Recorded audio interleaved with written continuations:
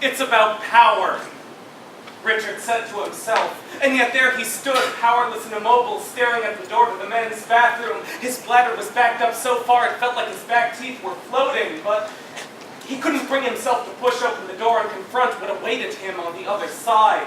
He glanced down at his watch. If he was going to go, he had to go now, or the bell would ring and he'd be late for class. He knew there was no way that he could hold it until he got home. Even so, he nearly took his chances and walked away, but the thought of soiling himself before his peers, at the age of 15 no less, was unthinkable, a rational decision. Shame trumped fear. He pushed open the door and plunged inside. A moment of panic was followed by relief. The bathroom was empty and the walls were white, not red. After only a moment's hesitation, he ran to the urinal and unzipped his slacks. As the pressure eased, clarity returned.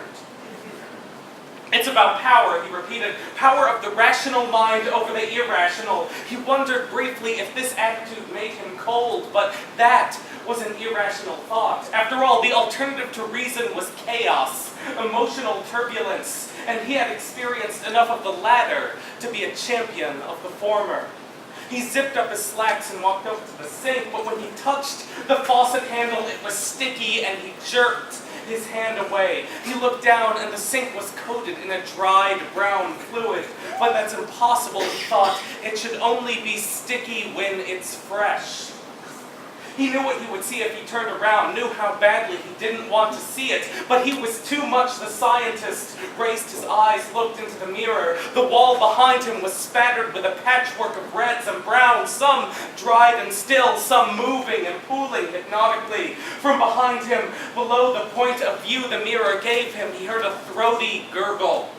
He turned, knelt down, and there the figure was, slumped against the back wall, shaking, dressed like him in a pair of slacks and a button-up shirt. Scars crisscrossed the inside of both wrists, and a gaping wound lay across his throat. He raised a trembling hand, reached toward Richard. Their eyes met, and each boy stared into his own face. Both of the Richards shut their eyes.